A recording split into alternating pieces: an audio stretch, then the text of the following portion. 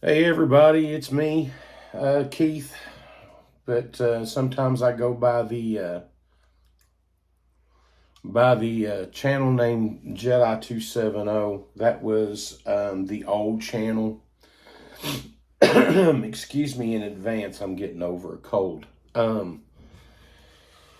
I have made several friends via YouTube and social media and that sort of thing over the past few years. I have recently been watching Bigdubs Delights, Josh Pence, MCE, the OG Geek. A lot of these guys are down south. I believe that Dub and David and I'm not sure exactly where Josh is based, but Dub and those guys are down there in Georgia, and then MCE and OG Geek, they're down there in Florida. Well, I started watching these channels because they do these toy hunts, right? And deep down inside, I am currently 54 years old. I was there on opening night of Star Wars. I don't like calling it A New Hope, but sometimes you have to call it that because of what it's grown into. I think I saw that movie in the theaters like 4 times and fell in love with stormtroopers and the whole 9 yards and the lightsabers, just like everybody else, right? But I'm also a Trek fan. If you can't gather by Worf and the Borg and Khan, and this is a recent pickup here that I got at a flea market of my favorite toy from the 70s is the Evil Knievel stunt cycle. And there's the box.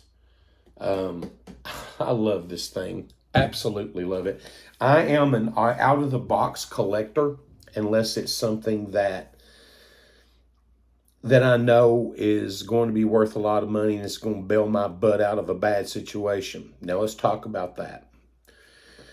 Big Dub has been doing a video series on is collecting bad? It can be. It absolutely can be. I agree with him 110% because there's a fine line between, and I'm not even going to say accumulating, I'm just going to call it what it is, hoarding. Okay? There's a fine line between an actual collection and a hoarding situation. And a lot of this has to do with marketing, it has to do with the way companies get in kids' heads during Saturday morning cartoons. Internet advertising is on their Google pages now. It's on their Facebook pages, or those of the older kids that still have a MySpace, if that's even a thing now. I had, when I was married to my late wife, Jennifer, I had in my basement of the house footlockers full of on the card 3 3/4 inch Star Wars figures, vehicles.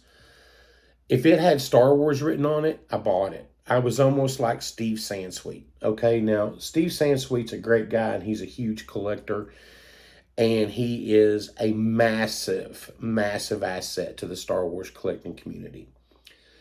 But Steve has the means and he has the room to curate his collection where he's not living with it, it lives with him. Um, Not all of us have that. You know, me, I'm a disabled vet, okay? I survive on very little money every month. I'm not here to get your pity. I'm just telling you the truth. And most of my brothers are in that same situation.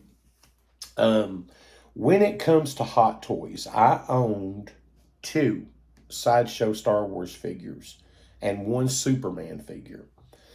I'm not a Superman fan. My dad was. And I collected that one because of my dad. And it took me about 6 months to get rid of them.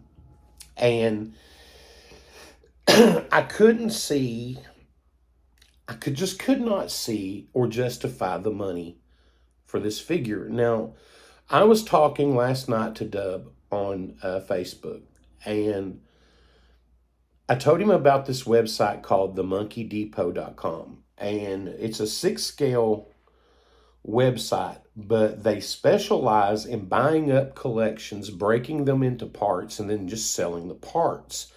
They do sell a lot of new stuff. Um, my Emperor Palpatine, which is in the living room, I put him on a throne that I did myself. If you go on my Facebook, Keith Taylor, and you go through some of my pictures and scroll all the way down to the bottom, you'll see some of the commission pieces I do. I've always been an artist. I love building, sculpting, painting, that whole 9 yards. And that comes basically from, if I can't afford to buy it or nobody makes it, I made it myself. And there is no way in hell that I am going to pay over $300 for Emperor Palpatine's sideshow throne. There's probably about $25 worth of plastic in that thing, probably about $15 worth of electronics, and probably about $10 worth of paint. And probably about, to be fair, if you were sitting there doing it yourself, 25 hours of manpower to get it to that point. But with them, it doesn't take that long. We're talking at almost 275% upcharge for that throne. I don't want it that bad, so I made it myself. Does it look great? Dub liked it. When he saw the picture of it, and sometimes someone looking in the window from the outside will see better. The artist, myself, I see the flaws, and which is why I want to pick Humpty's brain. If you don't know who Humpty is, when you start watching the OG Geek and you start watching Dub's channel, you will meet Humpty. He seems like a really nice dude. He's gotten into the 3D printing, and now he's got me wanting to get into it, because 3D printing is a technology that I just pay for the file, and then it's right in my wheelhouse. I get to clean it up, I get to paint it, I get to customize it, and it ends up looking better, if not just the same as a Sideshow or Hot Toys piece. Excuse me. So there's ways around it. Now, Monkey Depot, when I turned Dub onto that, I hope he's gone on there and looked. My Emperor Palpatine, I bought his robes, his Sideshow robes. I bought the Hot Toys head sculpt and all of the hands. And I put them on a Hasbro 90s-ish 12-inch body. Now, a lot of you guys out there that deal with Hot Toys and deal with Sideshow, I might ruffle your feathers, but what you're getting is probably a $30 body. They reuse bodies like nobody's business at that company. Basically, what you're paying $345 for is the clothes, the box, the hands, and the head. Now, I can buy the head. I'm going to go over here on my computer. I only have my iPhone, so right now I'm building this studio up to where I can do this on a regular basis. But I will tell you what the prices are and what I'm looking at. Then, of course, you can go to Monkey Depot and look it up for yourself to make sure I'm not BSing you. Right now, I'm on Sideshow's website, and I've heard guys, it's cool guys, Seth, that runs with these guys. Seth says he doesn't like the Sideshow stuff. Some of it I'm sure he owns, and I can understand why, because there are two different tiers. Sideshow and Hot Toys are the same company. Hot Toys does market a little bit better QC than Sideshow does. It's hard to beat a Sideshow statue, but there is a difference there, and neither one of them are worth what you pay for them. I mean, you can spend a couple. We'll find out at Monkey Depot how much a good Fison body goes for, because, see, look, here's my thing.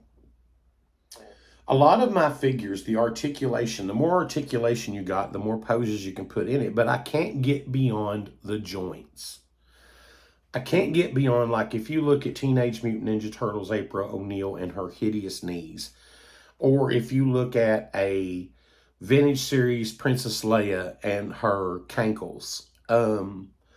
Stuff like that. It's always visible. There's no way to cover it up unless you put them in a certain outfit. And I can't handle that. I can't. So what I do, if I like a pose that a figure is in, I will get out my Milliput. You can find it at Hobby Lobby. Milliput is a sculpting putty that turns into a very hard plastic-like substance. And you get your fingers wet and you mold it into that knee joint. First thing I do is I super glue it into that pose. Then I go in filling up those knee joints, and while it's still workable, like Darth Vader, for instance, you know how his bodysuit has those puffy lines. I just trace the puffy line that they put in the sculpt of the thigh down to the puffy line they put into the sculpt of the calf area. Sand that down, let it dry, paint it black, and it looks like a continuous figure, and it looks amazing. It looks really great. I've been using that technique for a long, long time. But when you deal with seamless bodies, I really want the Hyper Real Darth Vader Black Series because I like the fact it's silicone based, it's a steel endostructure, and it's seamless, and I don't have to break out the milliput and go to work. It takes away a lot of manpower time for me, and it's 9 inches tall, which is awesome. I'm not a fan of the 3 3/4 inch figures, and they've come a long way from the vintage figures when I was a kid. I cringe to think I had them all on the card had I just put them away and not played with them. But how do you do that when you're a Star Wars fan and you're a kid? You got to play with them, right? How much money I would have had. I could have bought my own ranch for that kind of money. And I'm not talking about a farm. I'm talking about a damn ranch. Okay, give you a little insight on me. I'm from Eastern Kentucky. I learned how to ride a horse from my papa before I learned how to ride a bicycle. I've been running fence before I learned how to tie my shoes. It's ranch life is something that I enjoy. I enjoy being around horses, old dogs, and good-looking women. So yeah, it's that cowboy life. But I could buy my own ranch for what, and a couple of great saddle horses for what I had. I had a lot. And even when I got older, the 3 3/4 inch figures I had then that I sold, I could have had graded, spent a little bit extra money. I could have said, okay, from here on, I'm not buying any more of these figures. The money I would spend on that, I'm going to put that into grading what I have, and then I'll move on. That would have been the smart thing to do because I would have gotten more money out of it. But like Dub says in that one thing, I was obsessed with having it all. I was a completist. I wanted every line, every action figure done. And no matter how many of you say, you have to be honest, you have to look inward. No matter how many of you say, but Keith, here's the thing. I don't ignore my family. I don't ignore my bills. Every single one of you out there that collects has at one point or another said, you know what? I can pay my cell phone bill this month on this day, but I still got 2 weeks before it's due and I have another paycheck coming, so I'll just pay it then and buy this figure today. I challenge you to tell me you haven't done that at least once in your collecting life. We all have. So when it gets to that point, you got a problem. So let's flash forward in my life. I married Jennifer. She got sick. She had to file for her disability. She lingered on for another 12 years, steadily getting worse. And while we were waiting for her disability, I was working 2 jobs. I had every Master Replica's lightsaber made, pristine condition in a box. I had to sell them all in order to keep my family afloat. And I thought, one day, I'm going to have my sabers back. Well, now I'm at a point to where the lightsaber technology has gotten better to where you can remove the blades and statically place them on a stand. And they're better as far as dimension-wise. I could go out there and seek all of my old Master Rep. There'd be more money in it. Certainly more money in it for me to achieve it. Not to mention, at what point does the money value of that saber outweigh what it costs me in time, money, and energy to find it. When I sell it, how much profit am I going to make? And since I've already said I hated selling them in the first place, will I ever sell them again? So I'm back on a vicious cycle. I'm collecting it because one, I loved it. Two, I want to replace it. Three, I want it to have a value. Why would I want it to have that value? Why would I care about that value if I truly loved it? Because I'm upset that I had to get rid of it. Now I may have to get rid of it again.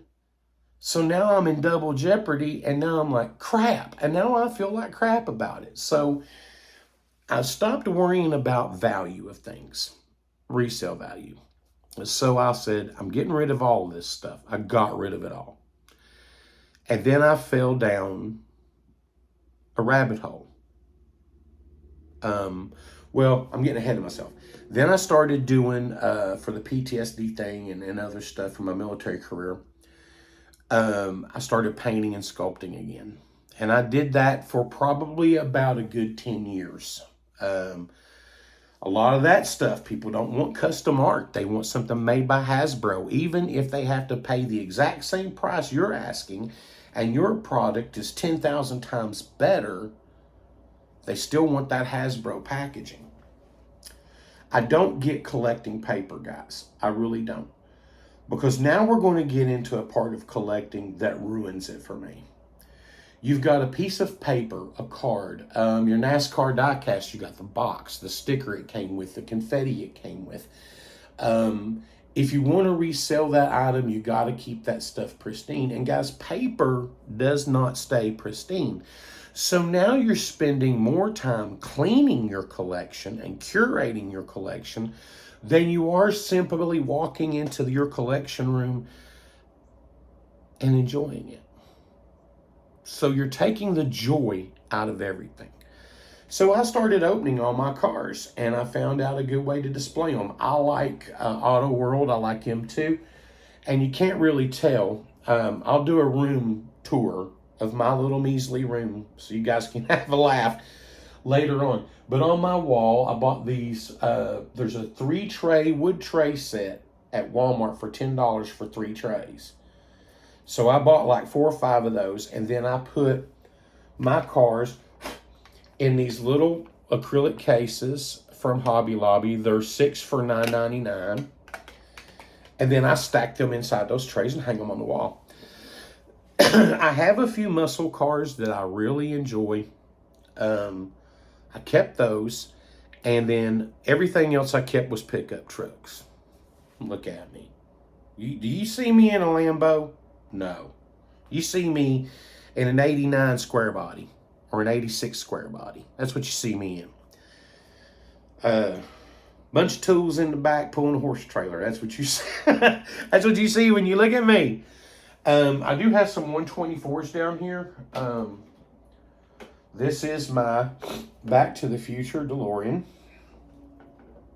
I have my favorite muscle car of all time, which is a 68 and a 69 Charger.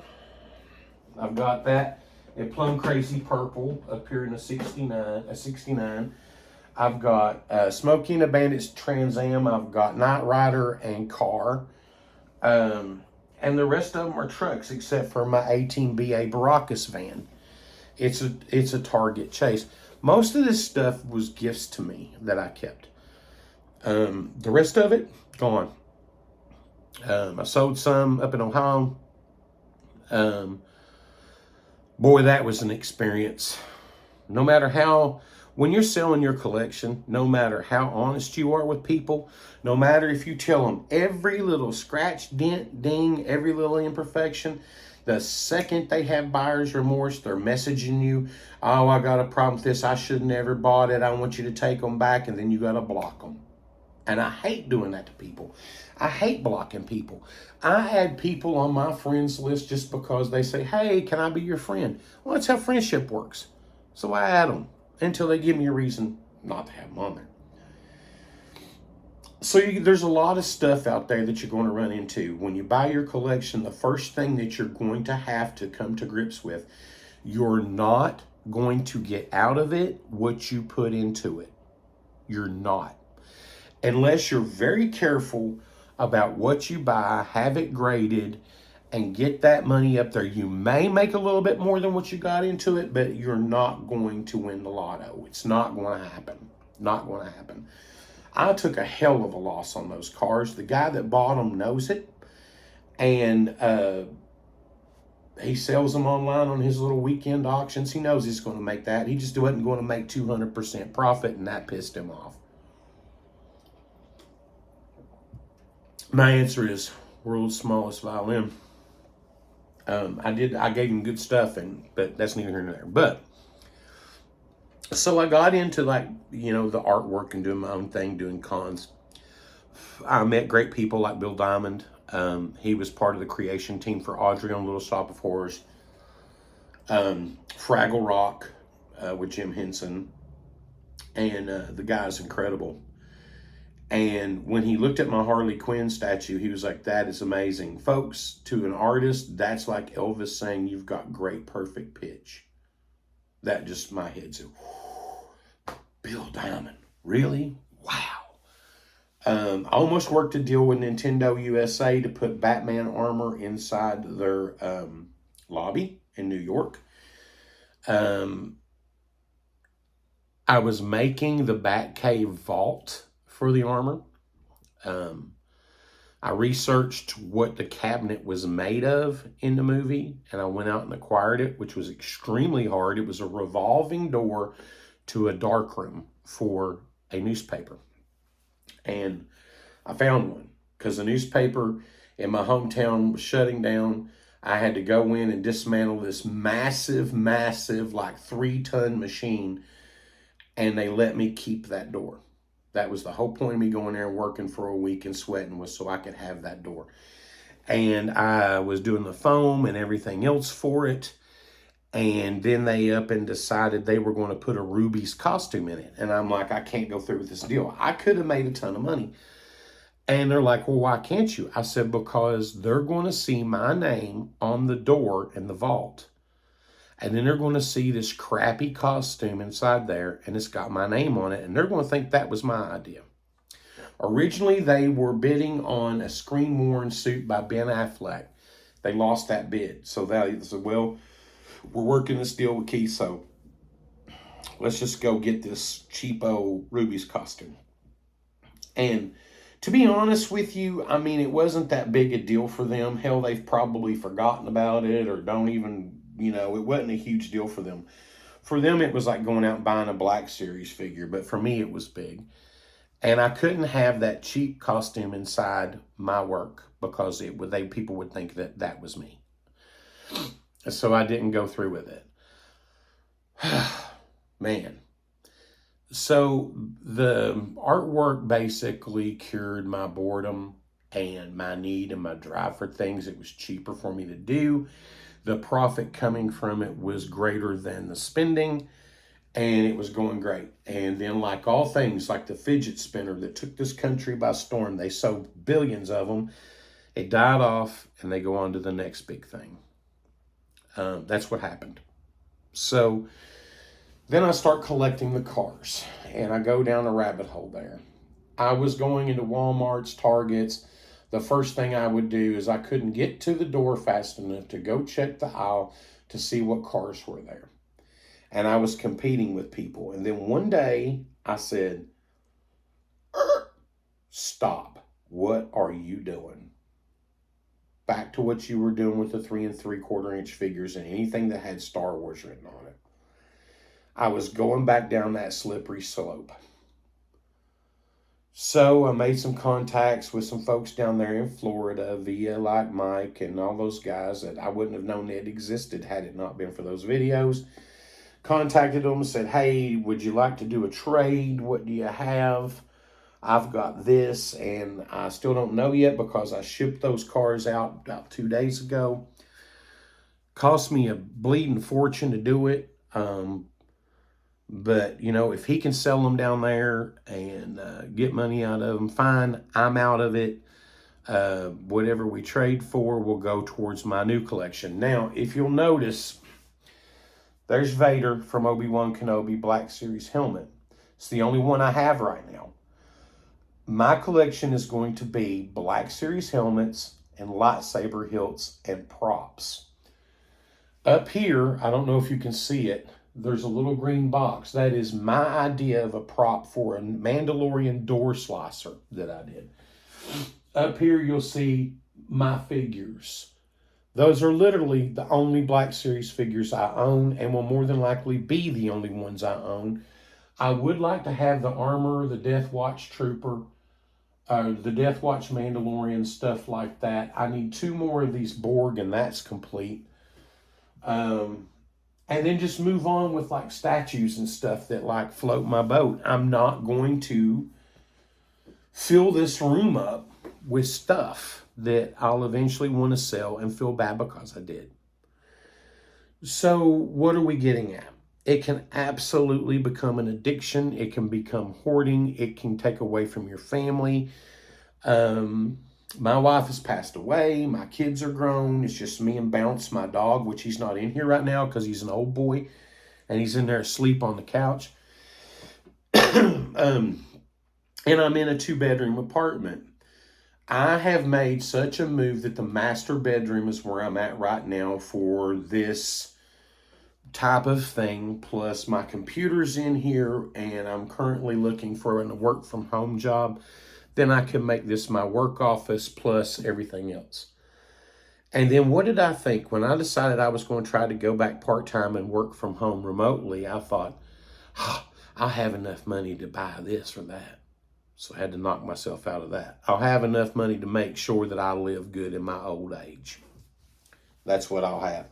I flat out refuse to get any deeper than the helmets, the lightsabers, maybe a blaster or 2. I want props, stuff that are physically, you can hold them, they're the same size as what was in the movie, that kind of thing. That's what I want. But like I said, I do want that Darth Vader hopper reel. I would not mind having one hot toy, and that's a Darth Vader or a decent looking sideshow of him so I can stand him next to the Emperor and the throne in there in the living room. That's the only reason I want it. The only reason I want it. As much as I love Stormtroopers and Mandalorians, I am not, for instance, told you we were going to do this. The Mandalorian and the Child, 15% off with code discounts, $315. Ahsoka Tano, $250.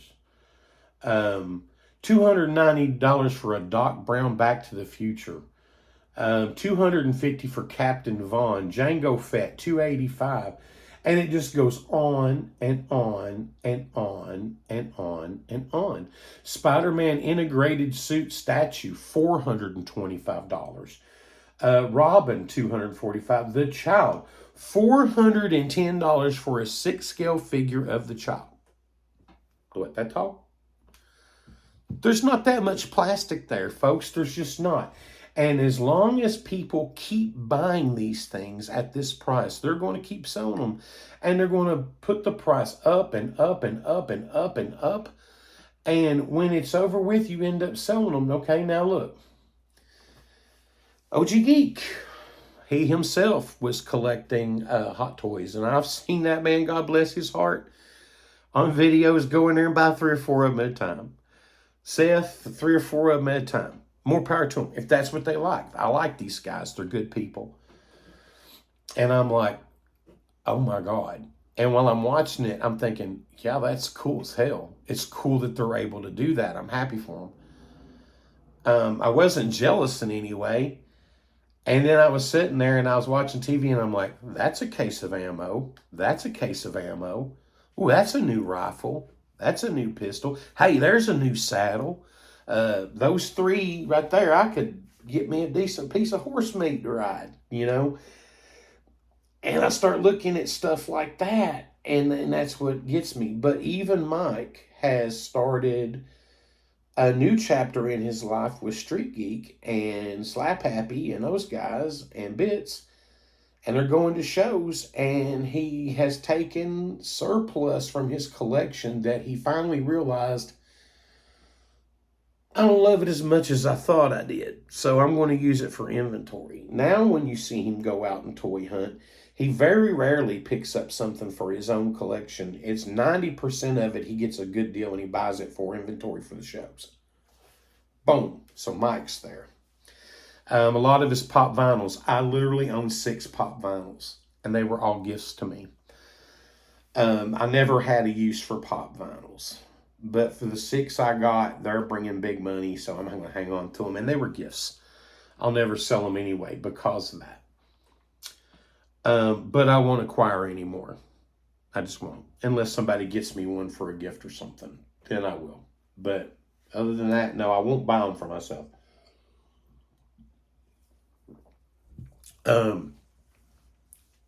They'll go to each other's toy collection room and shop from each other. And that's what brings them joy.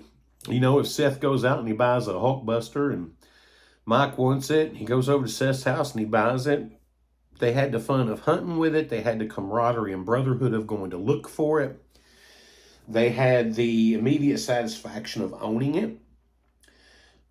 They take it home. They live with it for a while. They look around and like, well, there's other ones I like better than that one, but I don't have any room for it. I'll just let this one go and replace it with that one. Now you're in a position in your collection and your mentality to where you are acquiring that new thing you want with what you've already spent. So there's nothing else coming out of your wallet. You're trading for it. I can't tell you the number of AR-15s, pistols, shotguns I have owned that I didn't pay a dime for but once. And I might have paid for one gun 3 years before that, and that one gun has been traded up and up and up till I got to this point. Then I traded it up to another one. You see where I'm coming from? So you get to a point to where what you've spent funds what you want. And that is what I call becoming an adult collector. Instead of somebody that's wanting to hoard and just have. If you buy something that you just don't really love just because it's there and you can afford it and add it to your collection, you got a problem. If you can buy those things and then put that in your collection with the knowledge of knowing that it will go in the future to fund what you do want when it becomes available, problem solved.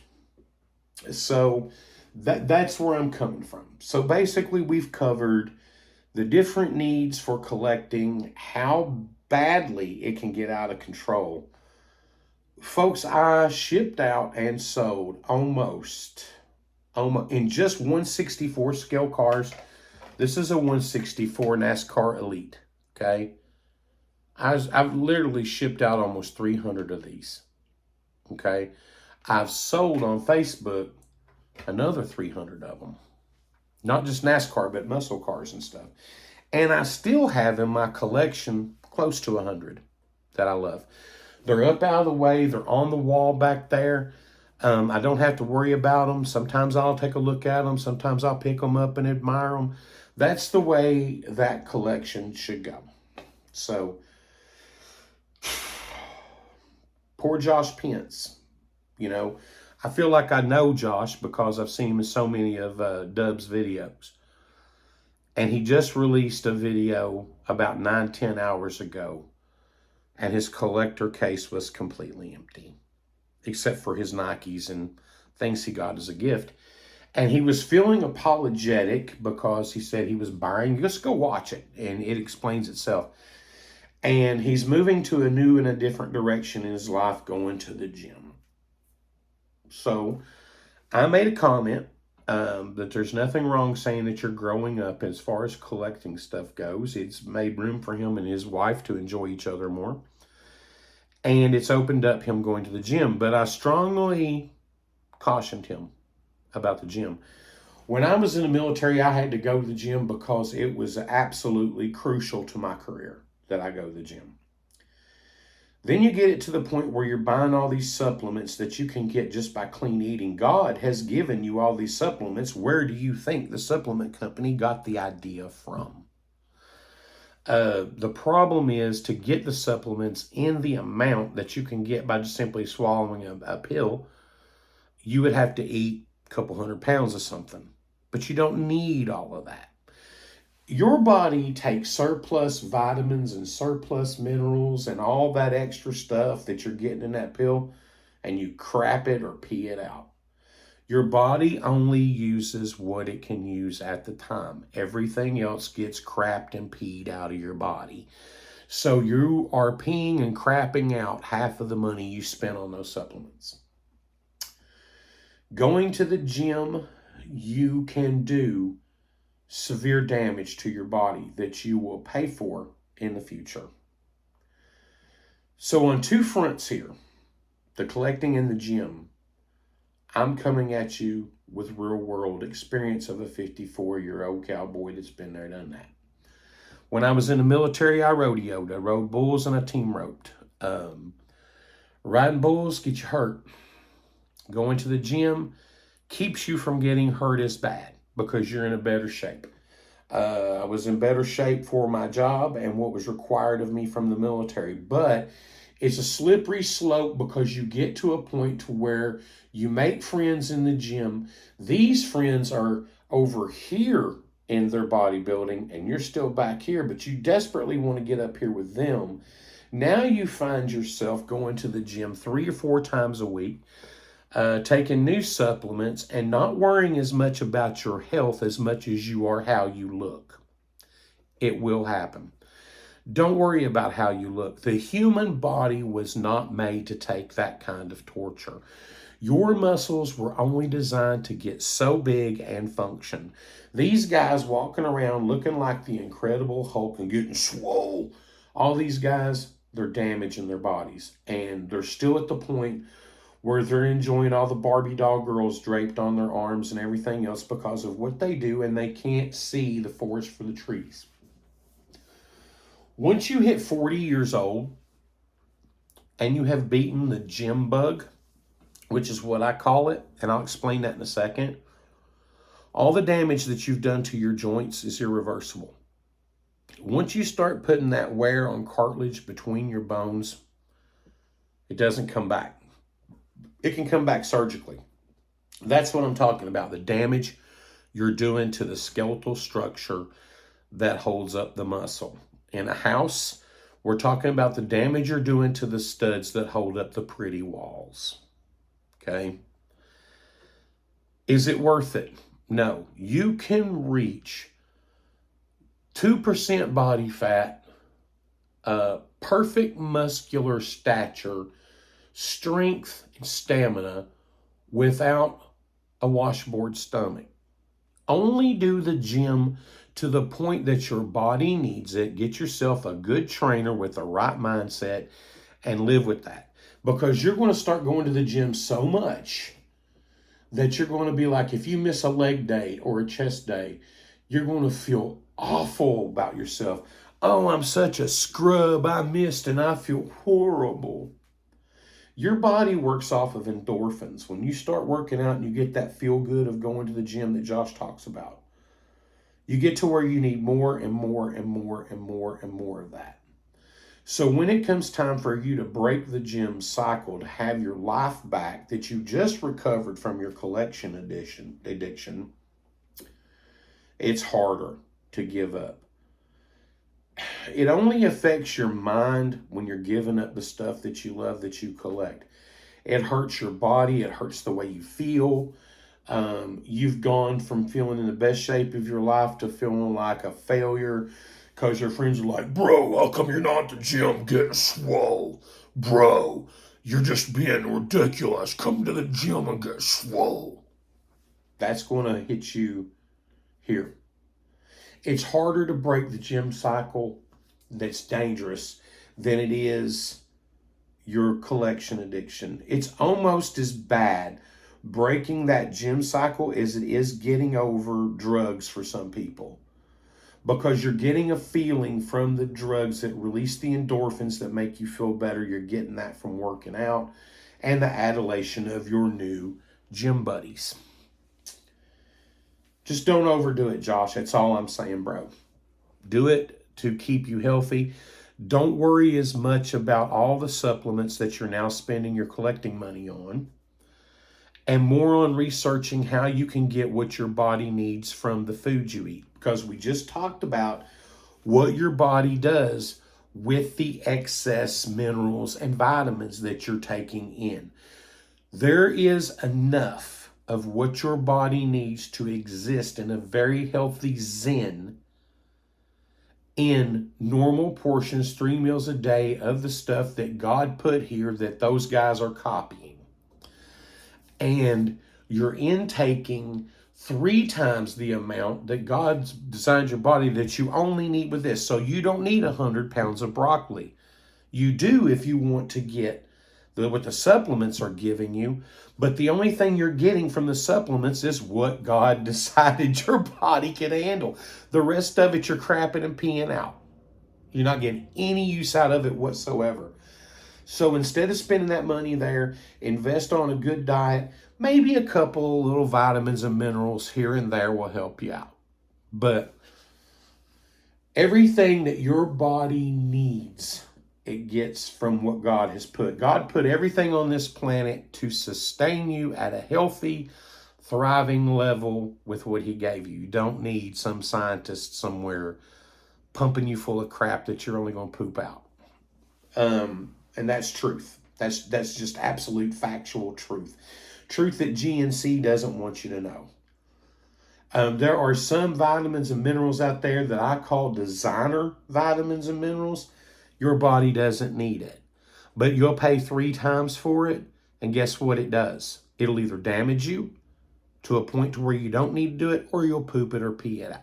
So don't spend all that. Just get yourself at a good, thin, lean, muscular tone and stay there. Don't go any further. Don't be trying to go into Mr. Olympia. Don't be damaging your joints.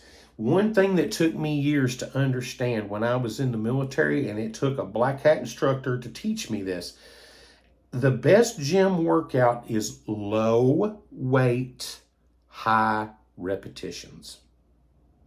That's what does it. Not high weight, low rep. Low weight, high rep.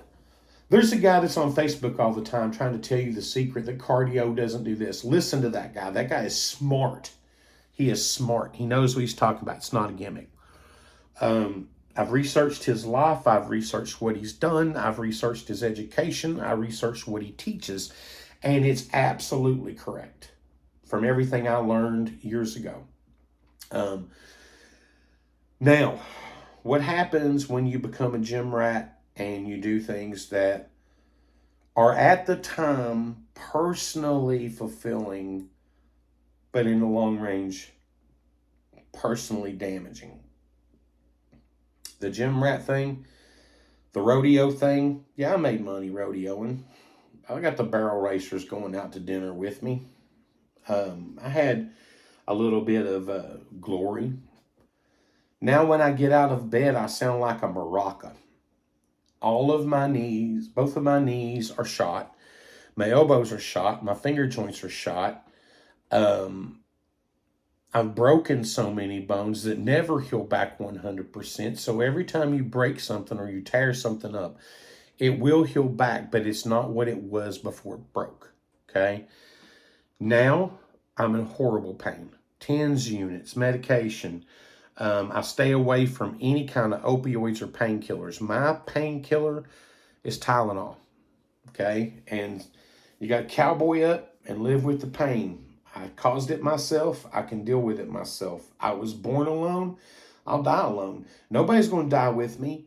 When I go and I lay in that ground, it's just going to be me in that box. Nobody else. If it was only me in the womb, it's only going to be me in the ground. So you have to think about stuff like that, guys. You seriously do. You can't just look at the short-term goal and thinking, I'm going to be swole in the back of her Geo Metro getting sugar. No. No. Because she's going to leave for the next dude that's hulked out. That's going to happen. Or until your wallet's empty. She's going to go. She's going to split. She's like a hairline. I know something about that too. All right? It's like a hairline. Once it's done with you, it splits. It's gone, baby. It don't come back. You can sit and wait for it forever. It ain't never going to come back. So think about these things. Hopefully this 40-some minute long video has helped you out some. Send me some questions if you want.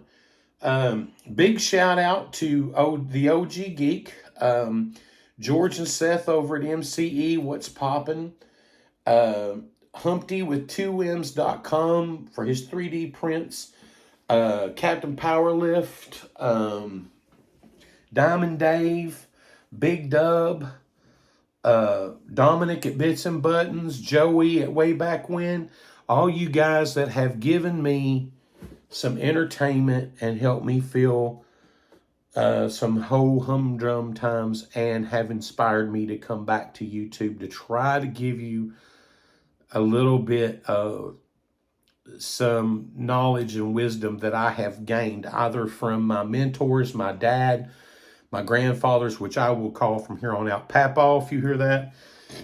Oh, excuse me. Or just from the school of hard knocks and getting up every day in pain.